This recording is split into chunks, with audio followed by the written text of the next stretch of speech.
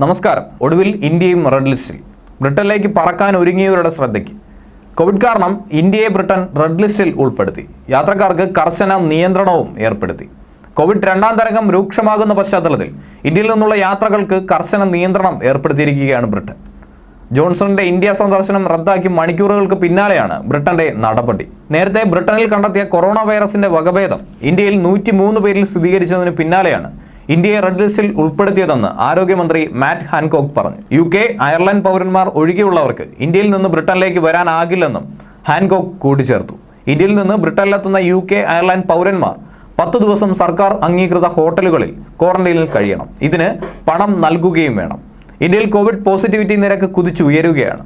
12 ദിവസത്തിനുള്ളിൽ Covid positivity നിരക്ക് ഇരട്ടിയായി എന്നത് മാത്രമല്ല, ഇപ്പോഴത്തെ കോവിഡ് വ്യാപനത്തിന്റെ പശ്ചാത്തലത്തിൽ ഇന്ത്യയിലേക്കുള്ള യാത്ര ഒഴിവാക്കണമെന്ന് പൗരന്മാരോട് US ആരോഗ്യവകുപ്പ് നിർദ്ദേശിക്കുകയും ചെയ്തു.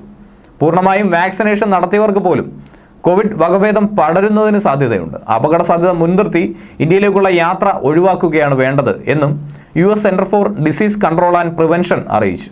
ഇന്ത്യയിലേക്ക് പോകുന്നതിന് നിർബന്ധിതമായ സാഹചര്യമുള്ളവർക്ക് യാത്രയ്ക്ക് മുൻപ് പൂർണ്ണമായും വാക്സിനേഷൻ നടത്തണമെന്നും അധികൃതർ അറിയിച്ചിട്ടുണ്ട്. രാജ്യത്ത് ഇതുവരെ 1,50,61,919 പേർക്കാണ് കോവിഡ് സ്ഥിരീകരിച്ചിരിക്കുന്നത്. കഴിഞ്ഞ 24 മണിക്കൂറിനിടയിൽ 1,619 പേർ അസുഖബാധിതരായി മരിച്ചു. 1,78,769 പേരാണ് ഇതുവരെ കോവിഡ് ബാധിതരായി മരിച്ചവർ. ന്യൂസ് ഡെസ്ക് മലയാളി വാർത്ത.